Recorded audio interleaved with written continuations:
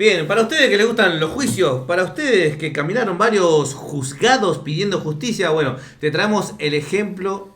Yo negué todo, ¿eh? Yo no estaba, yo no estuve, yo no sé. Chicos, entierren lejos el cadáver y que no se pueda encontrar. ¿Sí? ¿Entienden lo que le digo, no? Bien, mi nombre es Dani, esto es un nuevo podcast de Anochecine. Esta vez te traemos la bomba nacional, la bomba del estreno nacional de este fucking 2022, dirigida por Santiago Mitre, 1985, mejor dicho, Argentina 1985. Ni me acuerdo que estaba haciendo en 1985, seguramente estaba mirando Volver al Futuro y escuchando Hilary and the News. Yo estaba en el jardín. Pero vamos a presentarlo al señor Salvatore, un experto en la década del 80.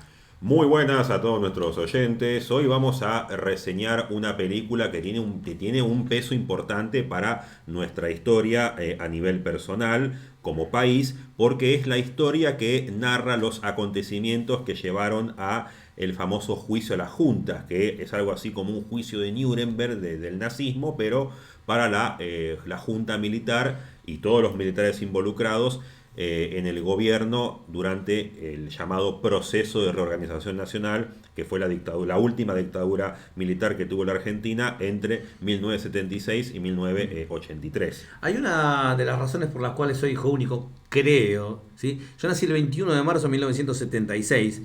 El 24 de marzo de 1976 vino el golpe de Estado, así que yo supongo que nací y di mala suerte. ¿Sí?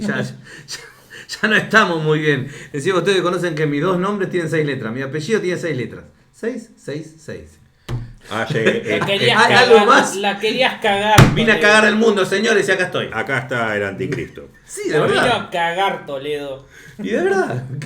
Pero bueno, volviendo entonces a Argentina 1985, protagonizada por Ricardo Darín y Peter Lanzani, entre otros, basada en hechos reales, aunque con ligeras ficciones, ¿no? Porque nunca una debería haber más dramatización igual, ¿eh?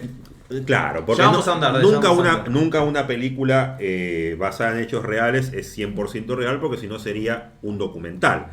Aún así nos cuentan el tortuoso proceso por el cual tuvo que pasar el fiscal Estracera y su asistente Ocampo para poder planificar y llevar adelante el juicio a Videla, a Viola, a Galtieri, Macera y Agosti, a Macera, a Agosti, a Naya y un largo etcétera, en una época en la que la dictadura acababa de terminar y los militares todavía estaban enquistados en sectores de poder, aún estando en democracia, tenían bastante poder, estaban acostumbrados a que las cosas se hagan a su modo, estaban acostumbrados a que, con el ejemplo de las dictaduras anteriores, siempre que terminaba una dictadura militar y regresaba a la democracia, se hacía borrón y cuenta nueva, y los militares no tenían que rendir cuentas por lo que habían hecho mientras la Constitución estaba suspendida y el Congreso clausurado. Entonces los militares pensaron, bueno, regresó la democracia, nos vamos a casa, si cometemos delitos, zafamos, porque ya regresó la democracia.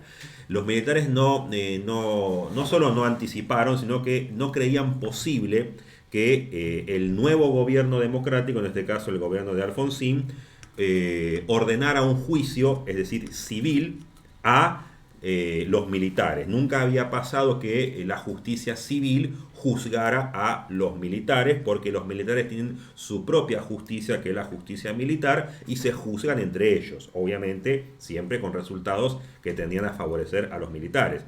Muy parecido, algo para que se entiendan de esta película, ¿cómo se llama? Cuestión de honor de, ¿cómo se llama? De Jack Tom Nicholson. Cruise y Jack Nicholson. Si yo quiero la verdad. Usted no sabe, usted no puede manejar la verdad. Ahí es como se muestra cómo es el sistema judicial de los justamente de los militares, para que se sepa. Sí, película bastante fuerte, que tiene una introducción que te atrapa desde el momento, porque vos primero que ya sabes de lo que se trata, y si sos argentino, en algún punto sos vulnerable en la trama, porque te sentís tocado, te sentís dolido, y ves cómo la impunidad podía llegar a buen puerto. Gracias a Dios no ha pasado, ¿sí? Así que tenemos esta cuestión de si fueron 30.000 desaparecidos, si fueron 7.000, ¿cuánto dio el informe? 7.500, el informe oficial es 8.500 creo que dio la CONADEP. La CONADEP 8.500. Cosa que se nombra acá la CONADEP, no se meten en ningún en cifras. Claro, no se meten en ningún berenjenal político la película, sino que trata de ir del punto A al punto B, esto es cómo se planificó el juicio a las juntas, las amenazas que sufrieron y cuando se llegó al día del juicio. Nada más, no se mete en camisa de 11 varas, lo cual termina, hablando por ahí empobreciendo para mí la trama. De la reacción, ¿no? Dejó, por ejemplo, a unos les pareció que era poco jugada, tanto de un lado como de otro. Tiene un poco como un fin medio comercial la película. Yo creo que se hizo de festivales, pensando en festivales. Se hizo pensando en el extranjero, pero no lo suficiente, porque aún a pesar de que está abordada de una forma ligera, sigue siendo difícil de comprender para un extranjero. O sea, esta trama solamente puede ser apreciada por un argentino. Además, en el clímax, cuando va llegando el final, el alegato de Trasera, nosotros acá en Argentina por lo menos hay dos palabras que nos llegan hasta el corazón, haciéndonos recordar todo lo que pasó entre 1976 y el 83, que son las palabras nunca más. Ahora, vos le decís a alguien que vive en Nueva Zelanda y ¿qué significa nunca más? Y no lo va a saber, no va a llegar a la tensión y al terror, ¿sí? Quizás, que significaban. El único público quizás podría ser España, se me ocurre. Ni siquiera el resto de Latinoamérica. Eso te iba a decir. El resto de Latinoamérica podría ser. ¿Sí? Si usted escucha del plan Cóndor, no era para salvar a estas aves hermosas. No. Así que era de un país por ahí del norte que quería que estemos bajo dictadura militar, lo cual ha sucedido. Hemos vivido 7 años de terror de la más cruenta, pero se ha solucionado dándole cadena perpetua a Videla y a Macera, los principales responsables. La película tiene una muy buena actuación de Ricardo Darín otra vez, ¿sí? Este tipo está bien caracterizado, ¿no? Sí, físicamente, en los gestos también. Lo que sí había escuchado del verdadero fiscal Trasera era que era mucho más ácido, mucho más sarcástico y contestador y más provocativo en sus comentarios. Creo que por eso le decían el loco. No lo sabía, pero sí había averiguado que era mucho más ácido de lo que Ricardo Darín. En cambio acá este es muy correcto, ¿no? Es muy formal, es demasiado formal. Cuenta con un equipo de gente joven, ¿no? Se trata como de también... Un correcto Peter Lanzani otra vez, igual que en el Clam otra vez. Peter Lanzani, un tipo que está evolucionando mucho en el cine argentino. Muy bien. Ya me gustó en el Clam. Sí, lo hizo bastante bien y creo que son los únicos en sí que destacan, ¿no? Porque después los demás son un poco más unidimensionales, los protagonistas, los secundarios, alguna que otra participación por esta Norman Brisky que hace como una aparición breve, sí. El juez principal, Carlos Portaluppi, es. Claro, es una cara conocida también. Me gusta, correcto. La iluminación correcto, los colectivos correctos. La caracterización en general de la década del 80 está bien. Tampoco se muestra tanto. Es una película sin riesgos. Es escueta. Sí, no se juega en nada. Fíjate que las tomas abiertas son pocas, con cámara ahí que no se mueve, no vaya a ser. No es un plano abierto. No hay mucho plano abierto. Hay un par nomás donde se pueden ver las famosas garitas de Entel. Eso sí que por ahí para los que peinan algunas canas. Había dos nada más. Se van a acordar. Para la gente más joven, para el público joven, quizás esta película no revista tanto un carácter emocional como puede ser para un público mayor de 40 años. Amagan con una épica, con un épico soundtrack, que se quedan 2 canciones nada más. Sí, hubiera sido perfecto tener mucho más. Virus, los abuelos están, casi como más de Charlie, más de Pedro Anar, más de Cerú Girán. Casi como que no hubieran arreglado la plata por los temas. Por los derechos, pero hay un montón de canciones que podrían haber entrado ahí. Los violadores, represión y todo eso. Hubiera sido espectacular que se musicalice de otra manera. Y es curioso que no se haya recurrido a ese en la época de donde estaba resurgiendo de vuelta el rock argentino. Error grandísimo. Esta película pudo haber sido épica, pero se quedó a medias tintas. Me parece que se quedó sin riesgos. Muy formal, muy televisiva, porque se pudo haber... también es una película de un juicio, ¿no? Una película de un juicio tiene su dinámica interna.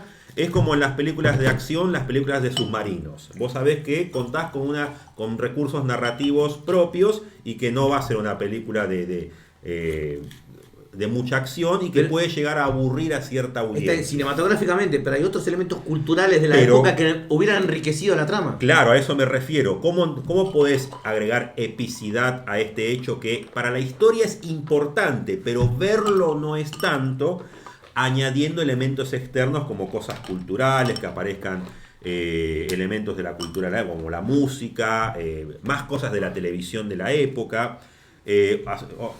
Hablaba del ejemplo, por ejemplo, de la película Conspiración, ¿no? Es una película de Kenneth Branagh con Kenneth Branagh y Stanley Tucci, que trata sobre cómo las SS planificaron la solución final para el exterminio judío. Dicho así, parece que es una trama es muy importante, pero ya viéndolo en la película, se reduce un montón de personas hablando en un cuarto. Eso es lo que le juega en contra a las tramas jurídicas, que quizás se hacen un poco densas, pero vos podés mejorar eso con elementos externos, por ejemplo, agregando cosas que aparezcan secundarios, que a través de esos secundarios veamos cómo era la Argentina en los 80. No tenemos una cara visible de la persona que amenaza al personaje de Ricardo Darín. Hubiera estado bueno que alguien se identifique como villano, que lo persigan y no sea atrapado, claro, y que su figura quede oculta y nosotros que nos quedemos pensando, ¿lo van a matar en el juicio? Cuando diga el alegato, ¿va a pasar algo? Que sea una ficción, que no sea real, no ficción. Pero va a ganar mucho. Pero claro, que se añada una ficción para enriquecer la trama. O que la hija, que a través de la hija veamos más cómo era la cultura de los 80, a través de la música, por ejemplo, o del hijo. Para la identificación sirve. Y aparte, yo creo que a la película le faltó un villano en sí. Yo creo que deberían haberle dado más protagonismo, más líneas de diálogo a los miembros de la Junta Militar y que no se quede solamente en un cameo, porque aparecen... En la cara seria. Aparecen los miembros de la Junta, interpretados por actores, no por metraje real, aparecen actores representando a los miembros de la Junta, pero simplemente están ahí para que los veamos. Hubiera estado bueno que también sean protagonistas de la película.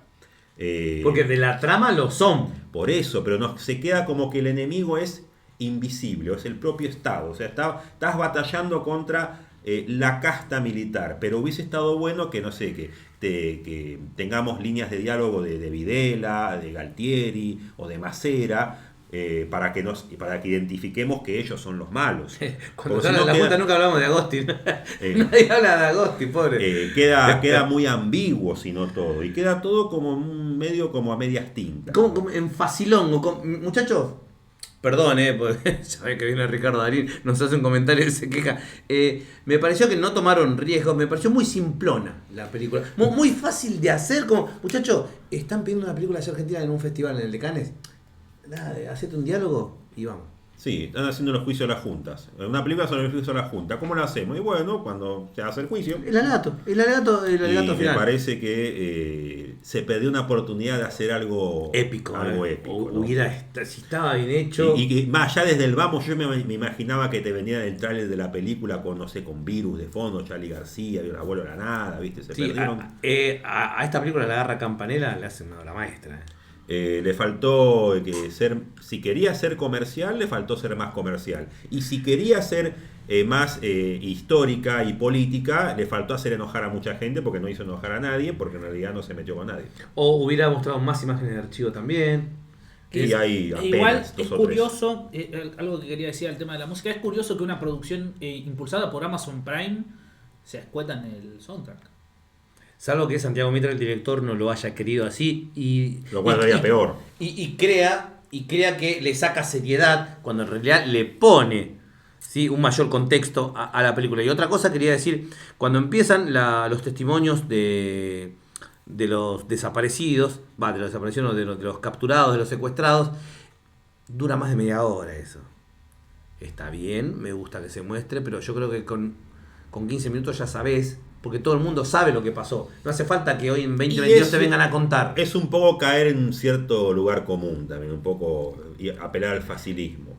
Funciona, sí, porque sí, estremece. No por tanto tiempo, no por 40 minutos. Estremece, pero también entorpece un poco el avance de la trama, porque tampoco se centra en ellos. Fíjate que con el testimonio de la primera, ya tenés todo. Pero entonces, ¿sabés cómo hubiera funcionado que ese testimonio que dure tanto? Que ella sea una de las protagonistas de la película. Sí, sí, sí. Que se hubiera basado en ella, Que en el haya, seguimiento. que haya unas historias paralelas Y flashbacks. y flashbacks. Mirá qué ideas que Bueno, estamos ¿ves? tirando, querido. Mirá las ideas que estamos tirando. Si la que cuenta todo lo que le pasó, ya lo hubiéramos visto desde el principio de la película haciendo su vida. ¿Con 2022? Y claro, y que vente, o incluso en esa misma época, que se entera por la radio que están por hacer un juicio y nos muestran su vida y que ella decide sumarse, pero simplemente nos muestran cuando llega. Que la mandaron a llamar. Sin contexto. Claro, la mandan a llamar y la sientan y habla. Yo quería ver de dónde viene. Sí, pero aparte después de ella vienen 5 o 7 más. Y a los cuales le dedican muchos minutos. O sea que me parece que de acá se podía hacer mucho. Porque como dije recién, una película sobre juicios puede ser aburrida. Pero si la sabes hacer, te queda una gran película. Y me parece que se les escapó la tortuga. Sí, sí, los juicios de Nuremberg, ¿qué año? 50 y pico, el juicio de Nuremberg está bueno. Bien, resumiendo, una película poco ambiciosa, sin riesgos, Correcta, sin muy más. simplona, semi-correcta, ponele, pero con lo justo, sin... Muchachos, ¿dónde vamos? ¿A Loma? Y vamos a tomar el tren que es lo más rápido. Anda caminando, que es mejor. Bien. Puntaje para mí es un 6. Yo me voy a estirar un poquito más porque, bueno, creo que un poco intimidado por el tema que toca y le voy a poner un 7. Bien, hasta acá un nuevo podcast de Anochecine, 6 y 7 a 13, promedio 6.50. Y te digo, suscríbete a nuestro canal, pasale la info a tu amigo, a tu amante, sobre todo a tu amante que seguramente no es buena persona. Decirle que se suscriba al canal. Nuestra página es www.anochecine.com.ar. Nuestro Instagram es anochecine_oficial. Y por mi parte, nada más que decir. Salva. Nos escuchamos en el próximo podcast. Larga vida y prosperidad.